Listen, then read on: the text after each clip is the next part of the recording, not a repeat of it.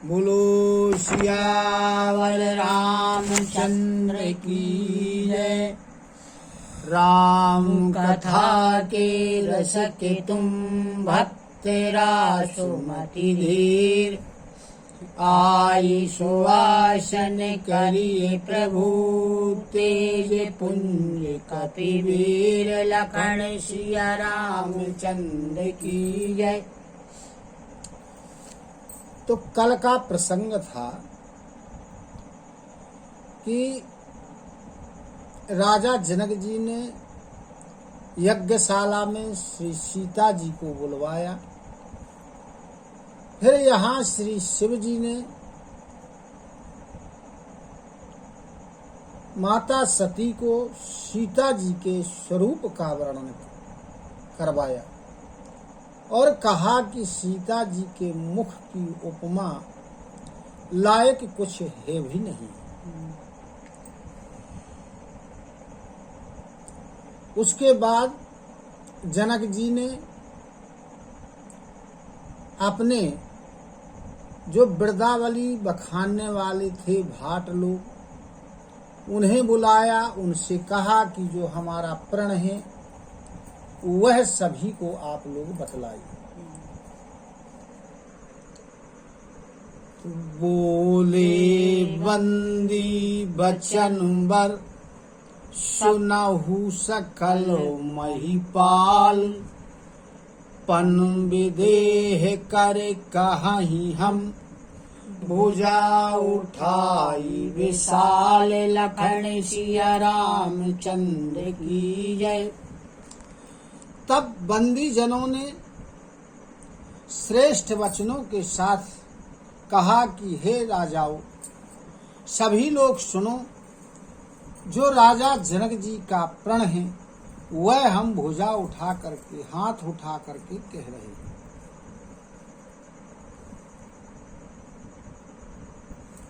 नृप भुजो बल विधु स्यो धन राहु।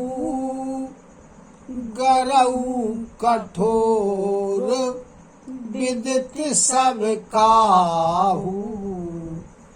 रावण बानु महाभट भारे। देखी सरासन गवही सिधारे। अब जब उन लोगों ने शिव जी का प्रण सुनाया कि जो धनुष तोड़ेगा उसी का वर्ण श्री सीता जी करेंगे। यहाँ कहा है, तुलसीदास जी ने लिखा है कि नृप भुजबल विधु शिव धन राव। जो राजाओं के भुजाओं का बल है वो चंद्रमा जैसा है, और जो शिव जी का धनुष है वो राहु के समान है कि राहु चंद्रमा को ग्रस लेता है।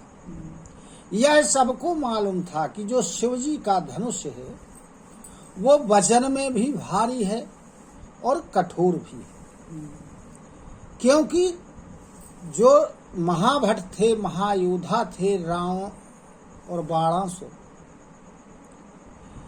इन्होंने भी केवल धनुष को देखा। इन्हें मालूम था कि ये वजनी भी है, कठोर भी है, अतः केवल उसे देखा, उसको छुआ नहीं और वहां से चुपचाप चले गए। सोई पुरारी को दंडु कठोरा। राज समाज आज जोई तोरा। त्रिभुवनो जय समेत बैदेही। बिनहि विचारो बरई हटते ही।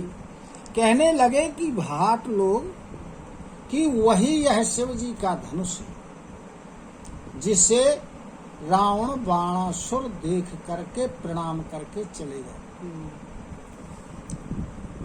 यह कठोर है, इसलिए सारे राजा जो जुड़े हैं उनमें से जो कोई भी धनुष को तोड़ देगा, तीनों लोकों में उसकी जय जयकार होगी और बिना किसी विचार किए सीता जी उसका वरण करेंगी, यानी उसे पति रूप में स्वीकार करेंगी।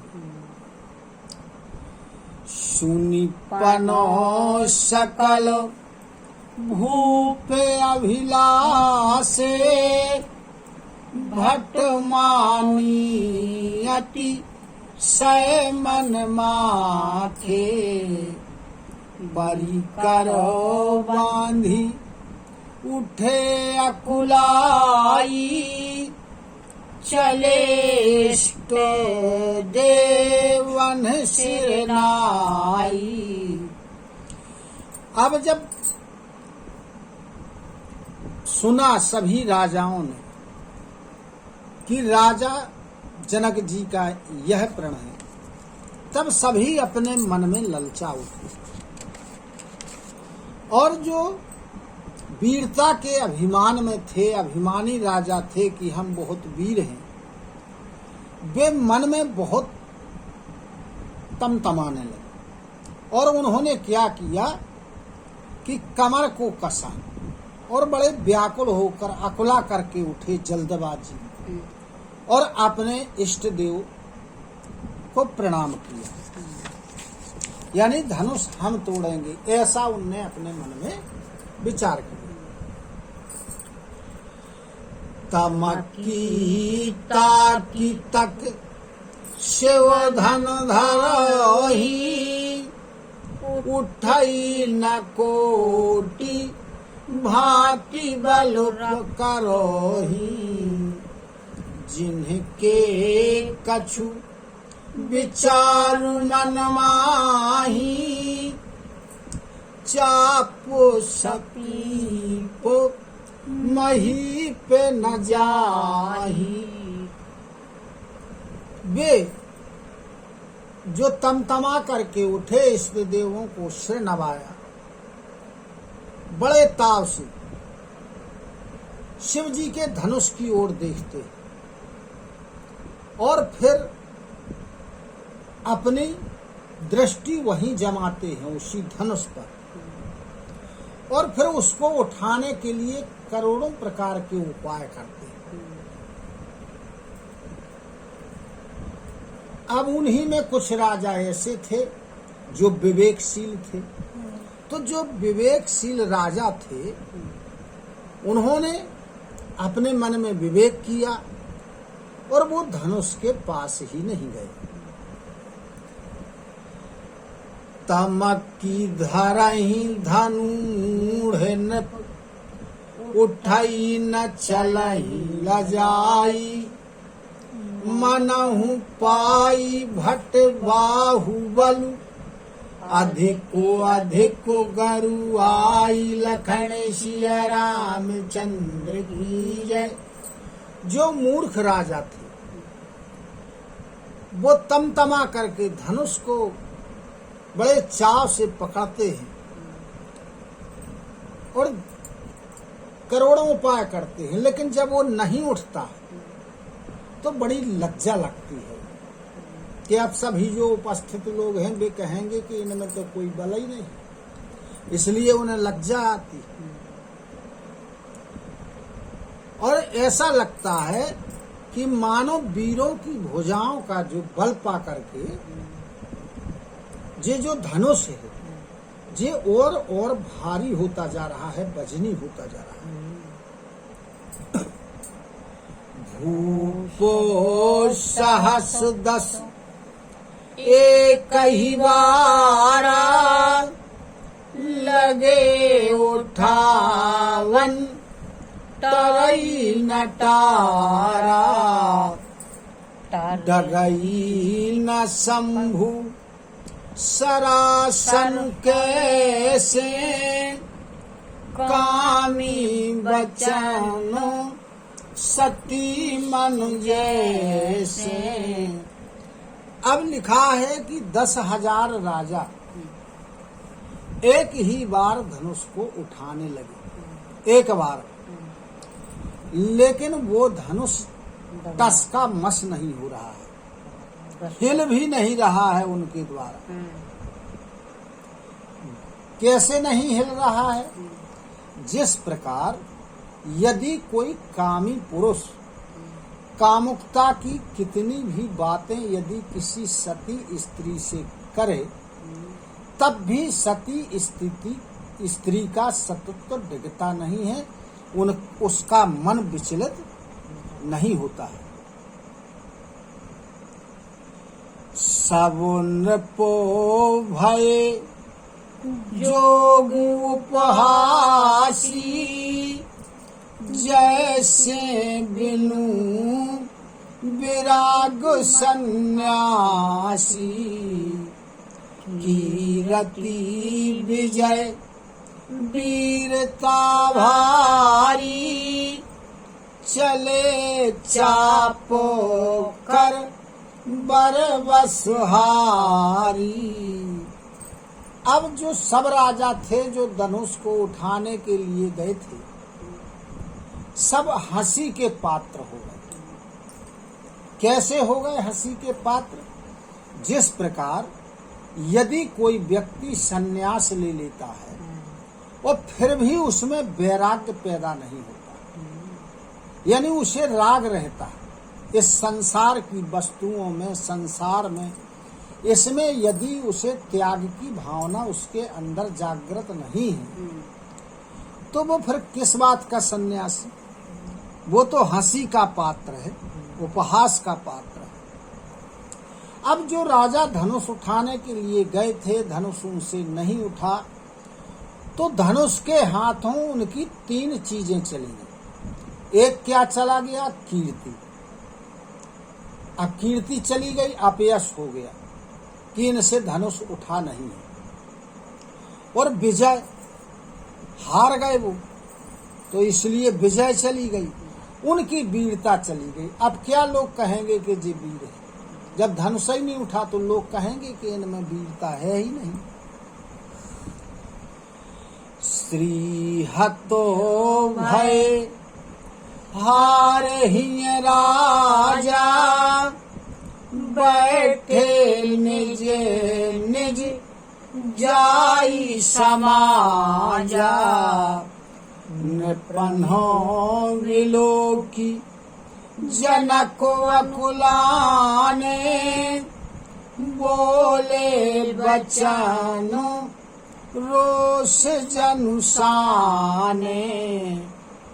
अब जो राजा लोग थे जिनसे धनुष नहीं उठा था, वो श्रीहीन हो गए और हार गए। तब वो क्या हुआ कि जहां बैठे थे, जहां से उठ के आए थे अपनी अपनी समाज में, जा करके वहीं चुपचाप बैठ गए। अब जब राजाओं को असफल देखा कि कोई भी राजा धनुष को उठा नहीं पा रहा है, तो अब जनक जी के मन में चिंता बढ़ गई। चिंता बढ़ गई कि कोई धनुष नहीं उठाएगा तो फिर मेरी पुत्री का विवाह कैसे होगा। तो राजा जनक व्याकुल हो गए और ऐसे वचन बोले जिसमें लगता था कि इसमें क्रोध मिला हुआ है, यानी क्रोध आ गया कहते समय।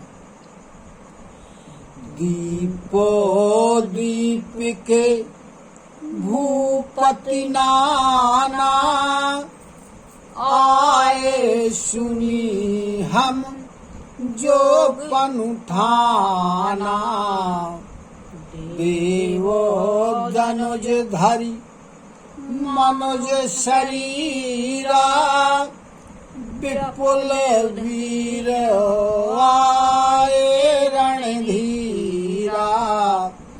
कहने लगे कि सभी द्वीपों के राजा हमारा जो प्रण था उस प्रण को सुन करके यहाँ आए हुए।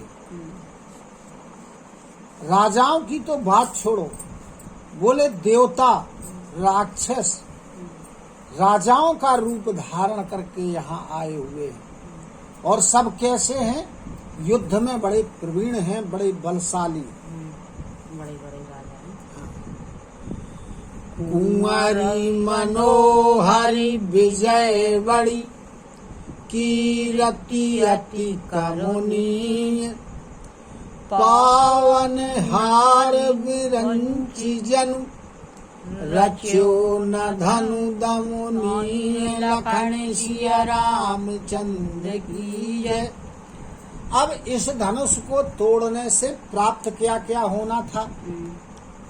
एक तो प्राप्त होना था कि सुंदर कन्या, यानी जानकी जी के साथ विवाह होता, और विजय होनी थी, तीनों लोकों में यश होना था, कीर्ति होनी थी। लेकिन मुझे ऐसा लगता है कि ब्रह्मा जी ने ऐसा राजा या ऐसा व्यक्ति कोई बनाया ही नहीं। कहू काहियहु लाभु न भावा, काहू न शंकर चाप चढ़ावा। रहू चढ़ाऊ तोरऊ भाई, तिलु भरी भूमि न सके छड़ाई। कहने लगे कि कहो किसको यह लाभ अच्छा नहीं लगता है कि सुंदर कन्या प्राप्त होना है, विजय प्राप्त होनी है, कीर्ति प्राप्त होनी है, लेकिन किसी ने भी शंकर जी का धनुष न चढ़ा पाया। अरे धनुष को उठाने की, चढ़ाने की, तोड़ने की तो बात ही अलग है। कोई एक तिल भर भूमि वहां उसको यहाँ से वहां खिसका नहीं सका। अब जनी को माखे भटमानी, वीर विहीनो मही में जानी। तजहु आसु निज निज ग्रह जाहू, लिखा न विधि वै देहि विवाहु। कहने लगे राजा जनक जी की अब कोई बुरा न मानना, कि कोई योद्धा बुरा मान जाए, कोई राजा बुरा मान जाए। मैंने तो ये समझ लिया है कि ये पृथ्वी वीरों से खाली है, इसमें कोई वीर है ही नहीं। इसलिए अब अपनी अपनी आशा का त्याग कर दो और अपने अपने घर वापस चले जाओ। मुझे ऐसा लगता है कि ब्रह्मा जी ने वैदेही यानी जानकी जी के विवाह को लिखा ही नहीं। सुक्रतु जाई जो पनु पर हरऊं, कुंवरी कुंवारी रहू का करऊं। जो जने त्यों बिनु भट भूमि भाई, तो पनु करी हो त्यों न हसाई। अब राजा जनक कहने लगे कि यदि मैं अपना प्रण तोड़ता हूं तो सारा पुण्य चला जाएगा मेरा, क्योंकि जो संकल्प किया यदि उसे पूरा न किया जाए तो पुण्य चला जाता है। और यदि प्रण नहीं तोड़ता तो मेरी पुत्री बिना विवाह की रहेगी, कुंवारी ही रहेगी। अब मैं क्या कर सकता हूं इसके लिए? यदि मैं ऐसा समझता कि यह पृथ्वी वीरों से खाली है, इसमें कोई वीर नहीं है, तो ना तो मैं ऐसा प्रण करता जिससे मेरी इस संसार में हंसी होती। जनक को वचन सुनी सब नर नारी, देखी जानो के ही भय दुखारी।